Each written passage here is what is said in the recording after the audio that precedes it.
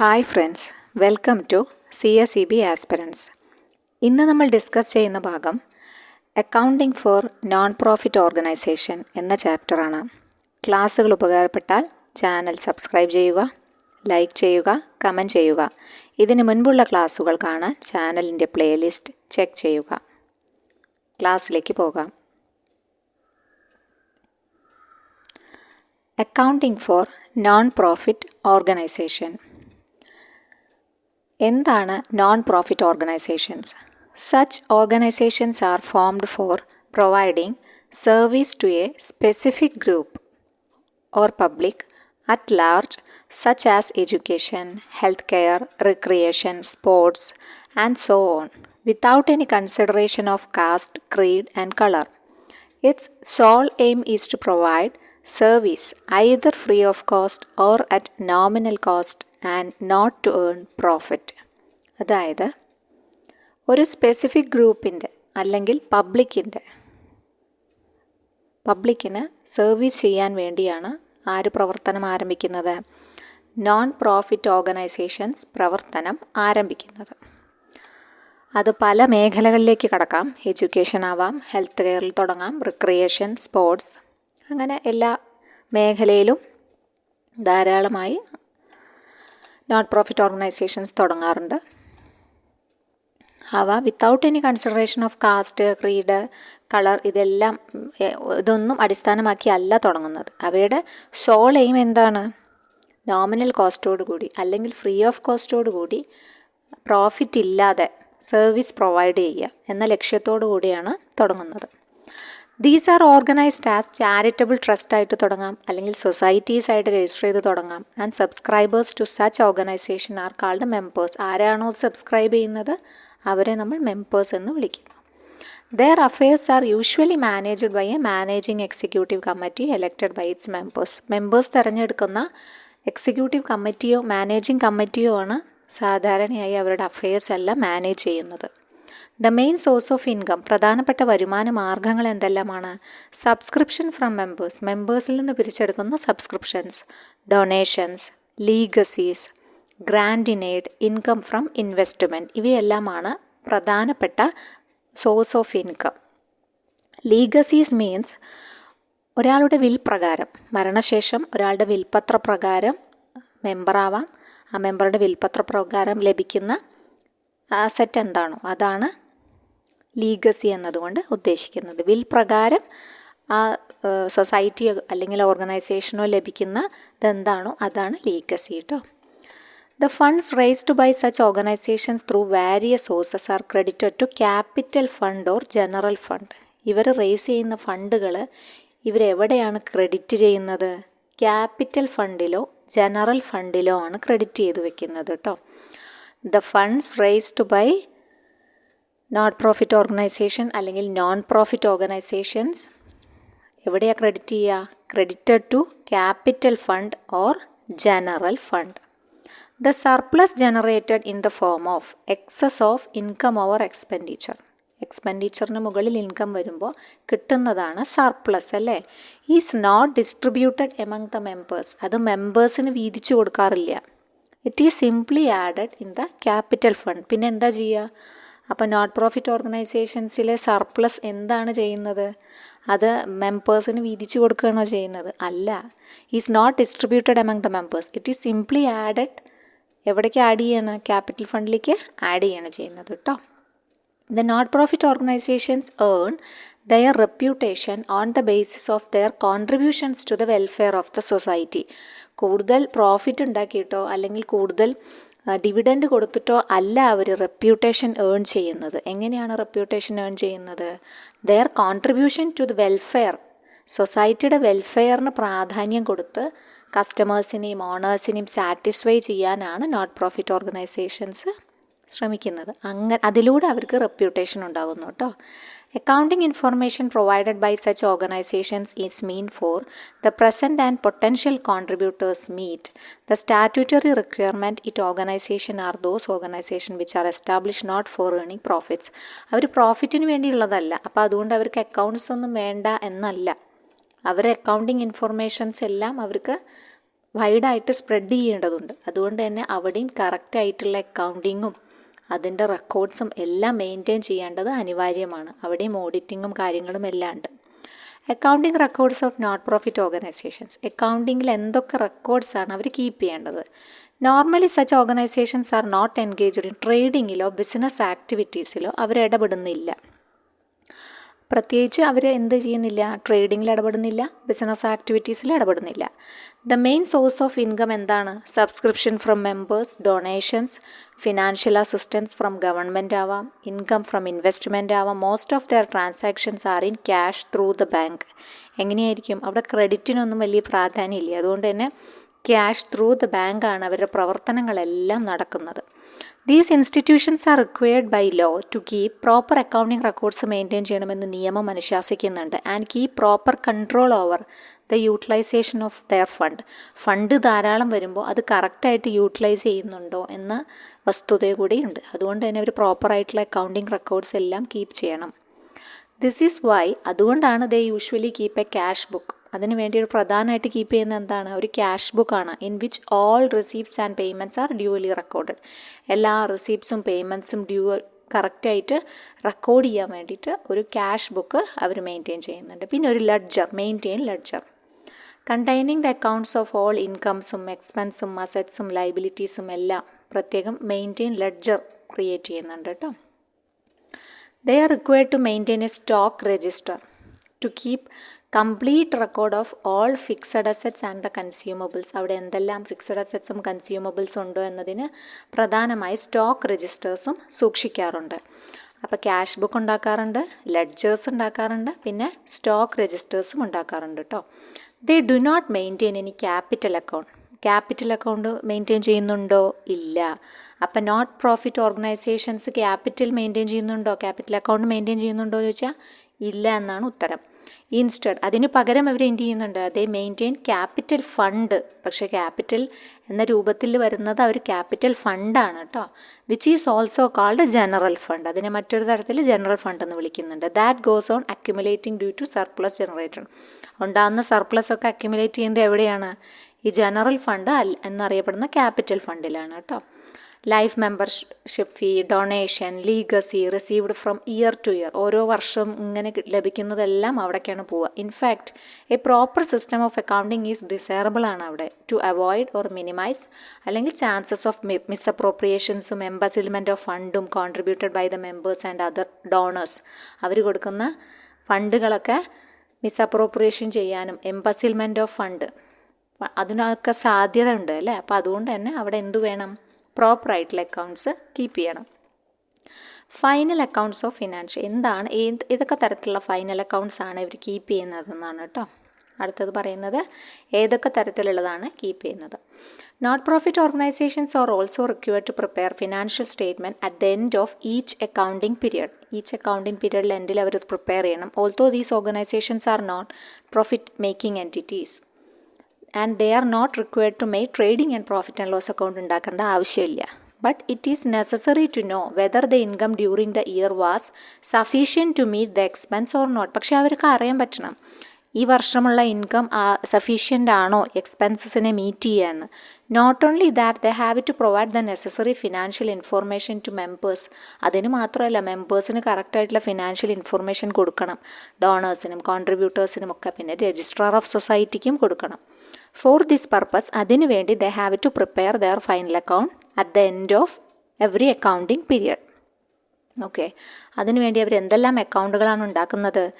First one receipt and payment account, R&P account കേട്ടോ, receipt and payment account. Second one income and expenditure account ഉണ്ടാക്കും, I&E എന്ന് പറയും, income and expenditure account. പിന്നെ then ഫൈനലായിട്ട് balance ഷീറ്റും prepare ചെയ്യും കേട്ടോ. അപ്പോൾ അത് മൂന്നും ഉണ്ട്. അപ്പം വിശദമായിട്ട് റെസീപ്റ്റ് ആൻഡ് പേയ്മെൻറ്റ്സ് അക്കൗണ്ട് എന്താണെന്ന് നോക്കാം.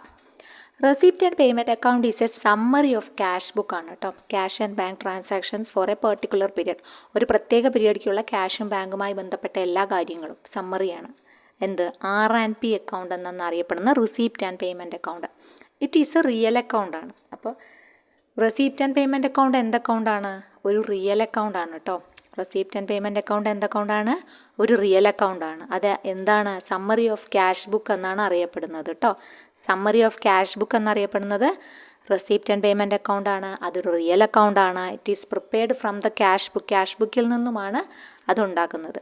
It starts with opening cash വെച്ച് തുടങ്ങുന്നു, ഓപ്പണിംഗ് ക്യാഷ് അല്ലെങ്കിൽ opening bank balance, and ends with the closing cash and closing bank balance. അങ്ങനെയാണ് എൻഡ് ചെയ്യുന്നത്. ഓപ്പണിംഗ് ചെയ്യുന്നത് ക്യാഷിലെ ബാങ്കിലുള്ള ബാലൻസ് വെച്ച് ഓപ്പൺ ചെയ്യുന്നു, പിന്നെ അതുപോലെ ക്ലോസ് ചെയ്യുന്നതും ക്യാഷിലോ ബാങ്കിലോ വെച്ചിട്ട് തന്നെയാണ് കേട്ടോ. It contains receipts and payments of both capital and revenue nature. ക്യാപിറ്റലിനെ മാത്രമല്ല, ക്യാപിറ്റലും റവന്യൂ നാച്ചറുള്ള എല്ലാം ഇറ്റ് കണ്ടെയ്ൻസ് എല്ലാം. Whether they relate to previous year, മുമ്പത്തെ വർഷത്തെയാണോ, കറണ്ട് ഇയറിലത്തെയാണോ, നെക്സ്റ്റ് ഇയറിലത്തെയാണോ, അതൊന്നും നോക്കുന്നില്ല. എല്ലാം ഇവിടെ ഉൾക്കൊള്ളിച്ചിട്ടാണ് എഴുതുന്നത്. It contains receipts and payments of both capital and revenue nature, whether they relate to the previous year, current year or next year, അതൊന്നുമില്ല. എല്ലാം കൂട്ടി ഒരുമിച്ചാണ് എഴുതുന്നത്. അപ്പോൾ it contains receipts and payments of both capital and revenue nature. It does not contain outstanding എക്സ്പെൻസസിനെ നോക്കാറില്ല. Accrued incomes, മുൻകൂട്ടി incomes കിട്ടിയിട്ടുണ്ട് അല്ലെങ്കിൽ ഔട്ട്സ്റ്റാൻഡിങ് എക്സ്പെൻസ് കൊടുക്കാനുണ്ട്, അതിനെയൊന്നും ഇവിടെ കൺസിഡർ ചെയ്യുന്നില്ല. ക്യാഷ് ബേസിസിലുള്ളതിനെ മാത്രം. ആൻഡ് നോൺ ക്യാഷ് ഐറ്റംസ് ആയ ഡിപ്രിസിയേഷനെയും ബാഡ് ഡെറ്റിനെയും ഒന്നും ഇവിടെ പരിഗണിക്കുന്നില്ല കേട്ടോ. അപ്പോൾ ആ പോയിൻ്റ് ഓർത്ത് വയ്ക്കുക. Receipts are entered on the debit side. Debit സൈഡിൽ റിസീപ്റ്റ്സ് എല്ലാം എഴുതും, പിന്നെ ക്രെഡിറ്റ് സൈഡിൽ പേയ്മെൻറ്റ്സ് എല്ലാം എഴുതും. അതാണ് R&P കേട്ടോ. ഡെബിറ്റ് സൈഡിൽ റെസിപ്റ്റ്സ് എല്ലാം ഡെബിറ്റ് സൈഡിൽ ഇങ്ങനെ എഴുതി പോവും, പേയ്മെൻറ്റ്സ് എല്ലാം ക്രെഡിറ്റ് സൈഡിൽ എഴുതി പോവും. It does not show profit or loss during the year. ആ വർഷത്തെ പ്രോഫിറ്റ് ആണോ ലോസ് ആണോ എന്നൊന്നും കാണാനല്ല നമ്മളത് ഉപയോഗിക്കുന്നത്. അത് എന്തിനു വേണ്ടിയാണ്? ഒരു ബാലൻസ് അറിയാൻ വേണ്ടി മാത്രമാണ് കേട്ടോ. This account will always show A debit balance കാണിക്കുന്നു. കൂടുതലും ഡെബിറ്റ് ബാലൻസ് ആണ് കാണിക്കുന്നത് കേട്ടോ. It usually commences with an opening balance and closes with a closing balance. Debit balance ആണ് കിട്ടുന്നത്. It indicates cash in hand. മറ്റതാണെങ്കിൽ ക്രെഡിറ്റ് ബാലൻസ് ആണെങ്കിൽ overdraft എന്നാണ് മനസ്സിലാക്കേണ്ടത് കേട്ടോ. It usually commences with an opening balance and closes with a closing balance. Debit balance ആണ് മിക്കവാറും കാണിക്കുക എന്ന് പറഞ്ഞു. അപ്പോൾ ഡെബിറ്റ് ബാലൻസ് ആണെങ്കിൽ അതിൻ്റെ അർത്ഥം ക്യാഷ് ഇൻ ഹാൻഡ് എന്ന് തന്നെയാണ്. ക്രെഡിറ്റ് ബാലൻസ് ആണെങ്കിൽ അത് ഓവർ ഡ്രാഫ്റ്റ് ആണെന്ന്. ഓവർ ഡ്രാഫ്റ്റ് ബാങ്ക് ബാലൻസ്, അപ്പോൾ ഓവർ ഡ്രാഫ്റ്റ് ആണ്, ബാങ്കിലുള്ളതാണ്, ഓവർ ഡ്രാഫ്റ്റ് ആണെന്നാണ് കാണിക്കുക കേട്ടോ. To ascertain profit or loss of a particular period, income and expenditure account has to be prepared. Profit or loss, പ്രത്യേക ഒരു പീരിയഡിലേക്കുള്ള പ്രോഫിറ്റ് ഓർ ലോസ് അറിയണമെങ്കിൽ എന്ത് ചെയ്യണം? ഇൻകം ആൻഡ് എക്സ്പെൻഡിച്ചർ അക്കൗണ്ട് ആണ് രണ്ടാമതായി നമ്മൾ പറഞ്ഞത്. ആദ്യം R&P ഉണ്ടാക്കും, പിന്നെ ഇൻകം ആൻഡ് എക്സ്പെൻഡിച്ചർ ഉണ്ടാക്കും, പിന്നെ ബാലൻസ് ഷീറ്റ് ഉണ്ടാക്കും. അപ്പോഴാണ് ഈ നോട്ട് പ്രോഫിറ്റ് ഓർഗനൈസേഷൻസിൻ്റെ ആ ഒരു ഫിനാൻഷ്യൽ സ്റ്റേറ്റ്മെൻറ്റ് കംപ്ലീറ്റ് ആവുന്നത്. അപ്പോൾ ആദ്യത്തെ സ്റ്റെപ്പ് ഈ ക്യാഷ് ബുക്കിൽ നിന്ന് എന്തുണ്ടാക്കും? R&P ഉണ്ടാക്കും. അതിനുശേഷം എന്തുണ്ടാക്കും? ഇൻകം ആൻഡ് എക്സ്പെൻഡിച്ചർ ഉണ്ടാക്കും. അതിനുശേഷം ലാസ്റ്റത്തെ ബാലൻസ് ഷീറ്റ് ഉണ്ടാക്കും കേട്ടോ. അപ്പോൾ ഈ പോയിൻറ്റ്സ് ജസ്റ്റ് ഒന്ന് ഓർത്തിരിക്കണം. റെസിപ്റ്റ്സ് ആൻഡ് പേയ്മെൻറ്റ്സ് അക്കൗണ്ട് എന്ത് അക്കൗണ്ടാണ്? റിയൽ അക്കൗണ്ടാണ്. It is a summary of cash ബുക്കാണ്. It is prepared from the cash ബുക്കാണ്. It starts with opening cash, bank balance, ends with closing cash and bank balance. പിന്നെ receipts and payments of both capital and revenue nature. Capital നേച്ചറിലും revenue നേച്ചറിനും ഉള്ളവനെ എല്ലാം പരിഗണിക്കുന്നുണ്ട്. Previous year ആണെങ്കിലും current year ആണെങ്കിലും next year. പക്ഷേ എന്ത് പരിഗണിക്കുന്നില്ല? ഔട്ട്സ്റ്റാൻഡിങ് എക്സ്പെൻസസിനെയും അക്രൂഡ് ഇൻകത്തിനെയും non cash items like depreciation, bad ഡെറ്റിനൊന്നും പരിഗണിക്കുന്നില്ല കേട്ടോ. അപ്പോൾ അതൊക്കെ ഒന്ന് ഓർത്തിരിക്കുക. ഡെബിറ്റ് ബാലൻസ് ആണ് കാണിക്കുക എന്ന് പറഞ്ഞു. ഡെബിറ്റ് ബാലൻസ് ആണെങ്കിൽ ക്യാഷ് ഇൻ ഹാൻഡ് ആണെന്നും ക്രെഡിറ്റ് ബാലൻസ് ആണെങ്കിൽ ബാങ്ക് ഓവർ ഡ്രാഫ്റ്റ് ആണെന്നും ഓർത്തിരിക്കുക. ഇനി ഐറ്റംസ് എന്തൊക്കെയാണ്? ഏതൊക്കെയാണ് റവന്യൂ റെസിപ്റ്റ്സ്? അപ്പോൾ ചില എക്സാമ്പിൾസ് തന്നിട്ട് ഇത് റവന്യൂ റെസിപ്റ്റ് ആണോ, അല്ലെങ്കിൽ ഇത് ക്യാപിറ്റൽ റെസിപ്റ്റ് ആണോ, അല്ലെങ്കിൽ ക്യാപിറ്റൽ എക്സ്പെൻഡിച്ചർ ആണോ, അങ്ങനത്തെ ക്വസ്റ്റ്യൻസൊക്കെ നമ്മൾ കാണാറുണ്ട് അല്ലേ. അപ്പോൾ ചില ഐറ്റംസ്, മിക്കവാറും ഐറ്റംസ് നമുക്ക് വായിച്ചാൽ മനസ്സിലാവും, പക്ഷേ ചില ഐറ്റംസ് വായിക്കുമ്പോൾ നമുക്ക് ഡൗട്ടാവും, ഇത് റവന്യൂ ആണോ, ഇത് ക്യാപിറ്റൽ ആണോ, സംഭവം എന്താണെന്ന്. അപ്പോൾ ജസ്റ്റ് ഒന്ന് മനസ്സിലാക്കി വെക്കുക കേട്ടോ. റവന്യൂ റെസിപ്റ്റ് എന്തെല്ലാമാണെന്ന് നോക്കാം. ഇത് റിക്കറിങ് ഇൻ നാച്ചറാണ്, അങ്ങനെ കിട്ടിക്കൊണ്ടിരിക്കുക. സബ്സ്ക്രിപ്ഷൻസ്, മെമ്പേഴ്സ് ആഡ് ആവുന്നതിനനുസരിച്ചിട്ട് സബ്സ്ക്രിപ്ഷൻസ് കിട്ടിക്കൊണ്ടിരിക്കുക. മന്ത്ലി ഇത്രയെന്ന് പറഞ്ഞിട്ടുണ്ട്, അപ്പോൾ അതിനനുസരിച്ച് അവരിങ്ങനെ കൊടുക്കും അല്ലേ. അഡ്മിഷൻ ഫീസ് നോട്ട് ക്യാപിറ്റലൈസ്ഡ്, അതായത് ഒരു കറക്റ്റായിട്ട് ഇപ്പോൾ ഒരു മൂലധനം നിക്ഷേപമല്ലാത്ത അഡ്മിഷൻ ഫീ, മൂലധന നിക്ഷേപാർത്ഥം അല്ലാത്ത അഡ്മിഷൻ ഫീസ് എന്താണ്? റവന്യൂ റെസിപ്റ്റാണ്. Receipt from sale of old newspaper and periodicals. ഇത് ശ്രദ്ധിക്കണം, ഇത് ചിലപ്പോൾ ക്വസ്റ്റ്യൻസിന് കാണാറുള്ളതാണ് കേട്ടോ. റെസിപ്റ്റ് ഫ്രം സെയിൽ ഓഫ് പഴയ ന്യൂസ് പേപ്പേഴ്സും പീരിയോഡിക്കൽസും വിറ്റ വകയിലുണ്ടാകുന്ന റെസിപ്റ്റ് എന്താണ്? റവന്യൂ റെസിപ്റ്റാണ് കേട്ടോ. Receipt from the sale of old newspaper and periodicals revenue റെസിപ്റ്റാണ്. പിന്നെ donations, grants and legacies received for general purposes. ഡൊണേഷൻസും ഗ്രാൻറ്റ്സും ലീഗസീസ് പറഞ്ഞു ഒരാളുടെ വിൽ പ്രകാരം നമുക്ക് ലഭിക്കുന്നതാണ്. അപ്പോൾ അത് ഒരു ജനറൽ പർപ്പസിനാണെങ്കിൽ അതെന്താണ്? റവന്യൂ റെസിപ്റ്റാണ്. പക്ഷേ അതൊരു സ്പെഷ്യൽ പർപ്പസിനാണെങ്കിൽ അത് ക്യാപിറ്റൽ റെസിപ്റ്റ് ആവട്ടോ, അത് അവിടെ വരുമ്പോൾ പറയാം. അപ്പോൾ donations, grants and legacies received for general purpose. Legacies എന്ന് തന്നെ വരികയാണെങ്കിൽ എന്താണ്? അതൊരു ക്യാപിറ്റൽ എക്സ്പെൻഡിച്ചറായിട്ടാണ് കണക്കാകുന്നത്, ക്യാപിറ്റലായിട്ടാണ് കണക്കാകുന്നത് കേട്ടോ. Locker rent, cloak room rent, പിന്നെ hall rent received from outsiders, receipt from sale of refreshment, interest received, മറ്റ് റെൻറ്റുകൾ റിസീവ് ചെയ്യുക, ഇൻട്രസ്റ്റ് റിസീവ് ചെയ്യുക, ഇൻവെസ്റ്റ്മെൻറ്റ് എന്നുള്ള ഇൻട്രസ്റ്റ് ലഭിക്കുക, ഫിക്സഡ് ഡെപ്പോസിറ്റ് എന്നുള്ള ഇൻട്രസ്റ്റ് ലഭിക്കുക, ലോൺസ്, അഡ്വാൻസസ് എന്നുള്ളത് ലഭിക്കുക. അപ്പോൾ അതൊക്കെ റവന്യൂ റെസിപ്റ്റുമായി ബന്ധപ്പെട്ടതാണ് കേട്ടോ. അതൊക്കെ എന്താണ്? റവന്യൂ റെസിപ്റ്റുമായി ബന്ധപ്പെട്ടതാണെന്നാണ് പറയുന്നത്. അപ്പോൾ ഇതിൽ പ്രത്യേകം ഓർത്തിരിക്കേണ്ടത് receipt from the sale of old newspapers and periodicals ആണ് അവിടെ ഒന്നും ഓർത്തിരിക്കേണ്ടത്. പിന്നെ ക്യാപിറ്റൽ റെസിപ്റ്റിലേക്ക് വന്നു കഴിഞ്ഞാൽ these are amounts received during the current year. Current ഇയറിൽ ലഭിക്കുന്നതാണ് ഈ ക്യാപിറ്റൽ റെസിപ്റ്റ്സ് എന്ന് പറഞ്ഞു കഴിഞ്ഞാൽ. പക്ഷേ the benefit of which will relate to future years also. പക്ഷേ അതിൻ്റെ ബെനഫിറ്റ് എന്ത് ചെയ്യാം? തുടർന്ന് നമുക്ക് ലഭിക്കും അല്ലേ? തുടർ വർഷങ്ങളിൽ നമുക്ക് അതിൻ്റെ ബെനഫിറ്റ് ലഭ്യമാവുമെന്നാണ് പറയണത്. Such receipts are not received at regular intervals. അപ്പോൾ അവർ സ്ഥിരമായിട്ട് അതിങ്ങനെ ലഭിക്കുമോ? ഇല്ല. ചിലപ്പോൾ വൺ ടൈം ആയിട്ട് നമുക്കും കൂടെ ഒരുമിച്ച് കിട്ടുമായിരിക്കും. പക്ഷെ അത് നമുക്ക് ഒരുപാട് കാലത്തേക്കുള്ളതായിരിക്കണം. അപ്പോൾ ഈ വർഷം കിട്ടിയെന്ന് വെച്ചിട്ട് ചിലപ്പോൾ അതിൻ്റെ ഒരു ഉപയോഗം 5 വർഷത്തേക്ക് ഉണ്ടാവും, അല്ലെങ്കിൽ 5 വർഷത്തേക്ക് അത് ഉപയോഗിക്കേണ്ടി വന്നേക്കാം. അപ്പോൾ അതുകൊണ്ടാണ് പറയണത്, അങ്ങനെ പറയുന്നുണ്ട് കേട്ടോ. അതാണ് ക്യാപിറ്റൽ റെസിപ്റ്റ് എന്ന് പറഞ്ഞു കഴിഞ്ഞാൽ. Donations from members or outsiders four specific purposes, ഒരു പ്രത്യേക ആവശ്യത്തിന് വേണ്ടിയിട്ട് കിട്ടുന്ന donations. Life membership subscription. Life membership എന്ന് പറഞ്ഞാൽ അയാളുടെ ലൈഫ് പീരിയഡ് മുഴുവൻ അയാൾ എടുക്കുന്നത്. അപ്പോൾ അത് ഇപ്രാവശ്യം ഇപ്പോൾ തന്നു വെച്ചിട്ട് ഈ വർഷത്തേക്കല്ല അല്ലേ, അത് ഒരു ലോങ് ടേമിനാണ്. അപ്പോൾ അതുകൊണ്ട് അതൊരു ക്യാപിറ്റൽ റെസിപ്റ്റാണ് കേട്ടോ. ലൈഫ് മെമ്പർഷിപ്പ് എന്താണ്? ഒരു ക്യാപിറ്റൽ റെസിപ്റ്റാണ് കേട്ടോ. Admission fees to the extent capitalised, അതായത് പിന്നെ ധനം സമാഹരിക്കുമ്പോൾ തന്നെ അത് ക്യാപിറ്റലൈസ്ഡ് ആയിട്ട് കൊടുക്കുക അഡ്മിഷൻ ഫീസ്. അങ്ങനെ കൊടുക്കുന്ന അഡ്മിഷൻ ഫീസ് എന്താണ്? ക്യാപിറ്റൽ റെസിപ്റ്റാണ്. പിന്നെ എമൗണ്ട് റിസീവ്ഡ് ആസ് എ ലോണായി, എമൗണ്ട് റിസീവ്ഡ് ആസ് എ ലോണായി കിട്ടുന്നത്. പിന്നെ അടുത്തത് legacies received for special purposes. Special പർപ്പസസിന് ലഭിക്കുന്ന ലീഗസി എന്താണ്?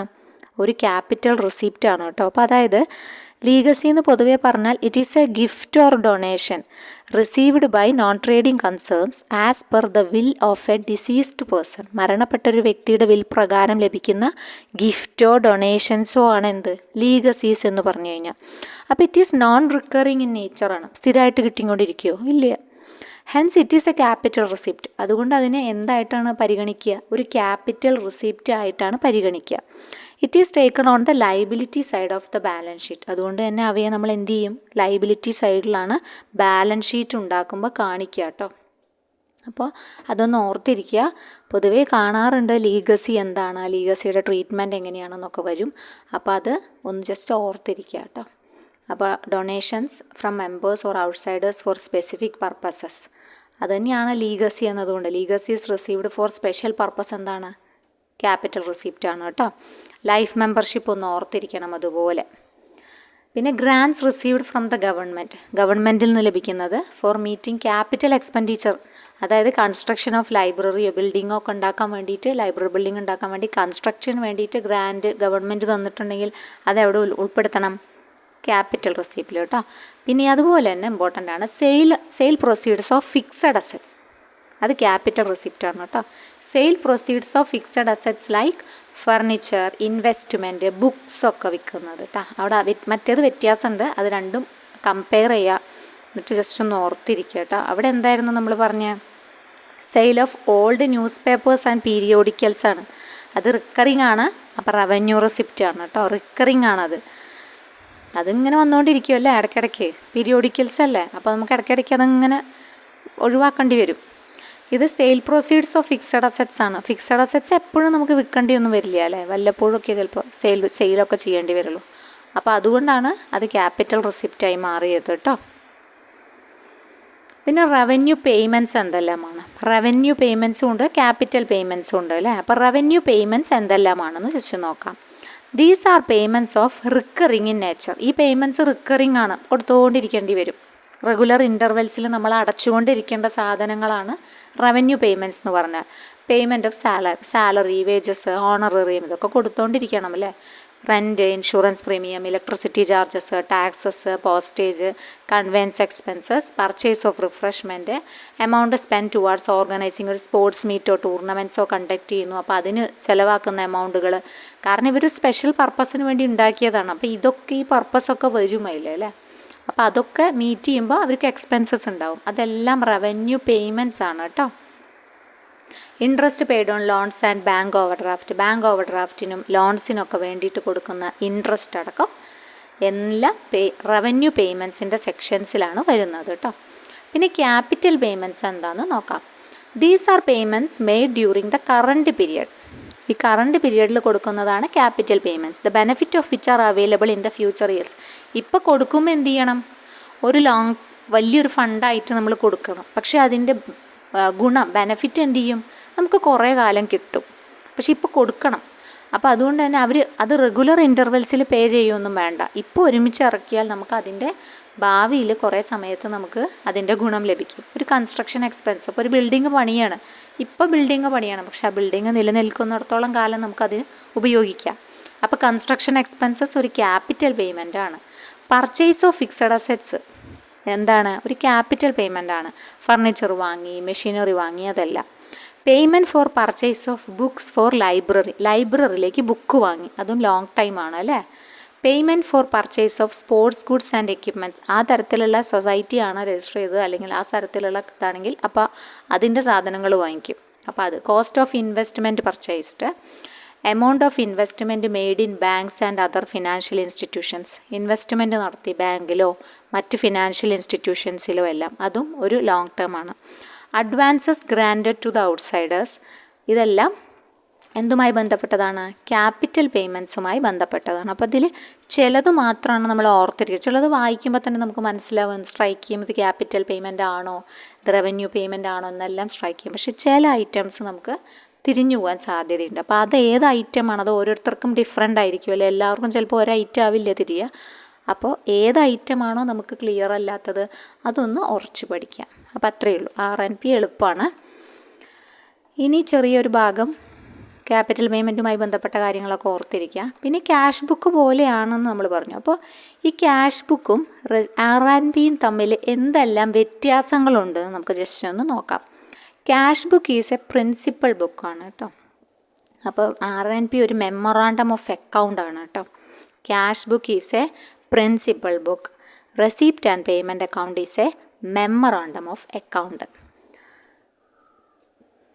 ക്യാഷ് ബുക്കിൽ transactions recorded throughout the year, വർഷം മുഴുവൻ ഇങ്ങനെ ട്രാൻസാക്ഷൻസ് എഴുതിക്കൊണ്ടിരിക്കുകയാണ് ക്യാഷ് ബുക്കിൽ അല്ലേ. ഇത് RNP എങ്ങനെയാണ്, ഈ ക്യാഷ് ബുക്കിലെ ഡാറ്റ എടുത്തിട്ട് it is prepared after a certain period, ഒരു സർട്ടൻ പീരിയഡ് കഴിയുമ്പോഴാണ് എന്ത് ചെയ്യുന്നത്, RNP പ്രിപ്പയർ ചെയ്യുന്നത്. It is a detailed form of cash transactions. ഇവിടെ ഒരു detailed form of cash transactions cash ബുക്കിൽ കാണാം. പക്ഷേ RNPയിൽ it is a summary of cash ബുക്കാണ് കേട്ടോ. ക്യാഷ് ബുക്കിൻ്റെ ഒരു സമ്മറി മാത്രമാണ് അവിടെ കാണുന്നത്. It is a part of books of accounts. ഇത് ബുക്സ് ഓഫ് അക്കൗണ്ട്സിൻ്റെ ഭാഗമായി വരുന്നതാണ് ക്യാഷ് ബുക്ക്. എന്നാൽ ഫൈനൽ അക്കൗണ്ടിൻ്റെ ഭാഗമാണ് എന്ത്, receipt and payment account. Receipt and payment account final അക്കൗണ്ടിൻ്റെ ഭാഗമാണ്. നോട്ട് പ്രോഫിറ്റ് ഓർഗനൈസേഷൻ്റെ ഫൈനൽ അക്കൗണ്ടിൻ്റെ തുടക്കമാണ് എന്ത്, RNP അല്ലേ. RNP കഴിഞ്ഞ് ഇൻകം ആൻഡ് എക്സ്പെൻഡിച്ചർ കഴിഞ്ഞ് ബാലൻസ് ഷീറ്റോട് കൂടിയാണ് ഫൈനൽ അക്കൗണ്ട് ക്ലോസ് ആവുന്നത്. അപ്പോൾ it is a part of final account. It is prepare, cash book prepare ചെയ്യുന്നത് both by trading and non trading concerns. എല്ലാ ടൈപ്പ് ഓഫ് കൺസേൺസും എന്ത് ചെയ്യും, ക്യാഷ് ബുക്ക് മെയിൻറ്റെയിൻ ചെയ്യും. പക്ഷേ ഇവിടെ RP മെയിൻറ്റെയിൻ ചെയ്യുന്നത് it is prepared only by non trading concerns മാത്രമാണ് എന്ത് ചെയ്യുന്നത്, RP പ്രിപ്പയർ ചെയ്യുന്നത്. അതായത് receipts and payments account prepare ചെയ്യുന്നത് കേട്ടോ. അപ്പോൾ ഇതിൽ ഇമ്പോർട്ടൻറ്റ് പോയിൻറ്റ്സ് ജസ്റ്റ് ഒന്ന് മനസ്സിലാക്കി വെക്കുക. ഇമ്പോർട്ടൻ്റ് ആയത് ഏതെങ്കിലും തോന്നുന്നുണ്ടെങ്കിൽ എഴുതി വെക്കുക, അല്ലെങ്കിൽ തുടർച്ചയായി കേൾക്കുക. ബാക്കി അടുത്ത ഭാഗം റിസീപ്റ്റ്സ് ആൻഡ് പേയ്മെൻറ്റ്സ് കഴിഞ്ഞു. ഇനി ഇൻകം ആൻഡ് എക്സ്പെൻഡിച്ചറും, പിന്നെ ഇതിൽ ഓരോ ഐറ്റംസ് വരും. അതായത് ക്യാപിറ്റൽ ഫണ്ട് വരും, specific or special fund, government grants, അതിലെന്തെല്ലാം പെടുന്നു, അത് ഏത് സൈഡിലാണ് നമ്മൾ ചെയ്യേണ്ടത്, അങ്ങനെ കുറച്ച് endowment fund, legacies, entrance fees, life membership, honorarium, sale of fixed asset, ഇതിൻ്റെ ഓരോ ഐറ്റത്തിൻ്റെ ട്രീറ്റ്മെൻറ്റ് ജസ്റ്റ് ഒന്ന് നമുക്ക് നോക്കി വെക്കണം. അപ്പോൾ അതെല്ലാം നമുക്ക് അടുത്ത ഭാഗത്ത് ഉൾപ്പെടുത്താം. അപ്പോൾ ഇതിന് മുമ്പുള്ള ക്ലാസ്സുകൾ ഇഷ്ടപ്പെട്ടാൽ ചാനൽ സബ്സ്ക്രൈബ് ചെയ്ത് കാണുക. സബ്സ്ക്രൈബ് ചെയ്ത് കാണണം, അപ്പോഴാണ് നമുക്ക് കൂടുതൽ വീഡിയോസൊക്കെ ഇടാനുള്ള ഊർജ്ജം ലഭിക്കുന്നത്. പിന്നെ എന്തെങ്കിലും അഭിപ്രായം ഉണ്ടെങ്കിൽ, വീഡിയോ ഇഷ്ടപ്പെട്ടാൽ ലൈക്ക് ചെയ്യുക, കമൻറ്റ് ചെയ്യുക. അഭിപ്രായങ്ങൾ എന്തെങ്കിലും ഉണ്ടെങ്കിൽ അറിയിക്കുക. ഏതെങ്കിലും സബ്ജക്റ്റ് ടോപ്പിക്കുമായി ബന്ധപ്പെട്ട് വേണമെന്നോ അല്ലെങ്കിൽ എന്തെങ്കിലും ഇമ്പ്രൂവ്മെൻറ്റ് വേണമെന്നോ എല്ലാം ഉണ്ടെങ്കിൽ ദയവായി അറിയിക്കുക. അപ്പോൾ അടുത്ത ക്ലാസ്സിൽ കാണാം.